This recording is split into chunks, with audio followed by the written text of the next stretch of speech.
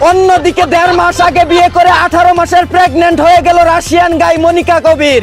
ধারণা করা হচ্ছে বিদেশি ষাঁড়ের বড় পুতার গুতা খেয়ে ব্যথা পাওয়ায় বাংলাদেশে এসে ছোট বাছুরের গুতা খেয়ে 1.5 মাসেই গাভিন হয়ে যান তিনি।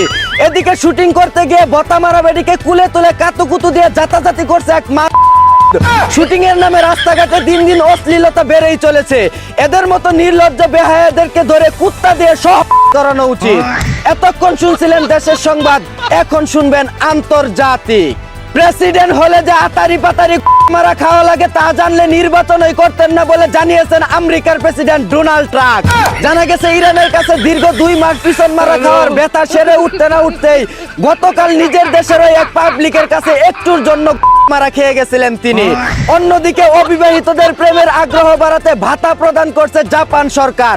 জানা গেছে এই খবর শুনে বাংলাদেশে থাকা কিছু সিঙ্গেল পোলাপান গাট্টি গুট্টি বাইন্দা বরিশালে লঞ্চের হুগা দইরা জাপানের উদ্দেশ্যে রওনা দিয়েছে। এই ছিল দেশ ও আন্তর্জাতিক সর্বশেষ খবর। চায়না থেকে আগত মিস্টার চুদলিং পংকে সাথে নিয়ে আমি ছিলাম চিন্তা কর্মজীবর। শুনছিলেন আপনারা হাবাইত্যা টিভির দুঃসংবাদ। এতক্ষণ সাথে থাকার জন্য ধন্যবাদ। ভিডিওটি ভালো লাগলে উড়াধুরা শেয়ার করে দিন। বিনোদনকে বিনোদন হিসাবে দেখুন। ঝাঁকা নাকা পেজটি ফলো করে রাখুন।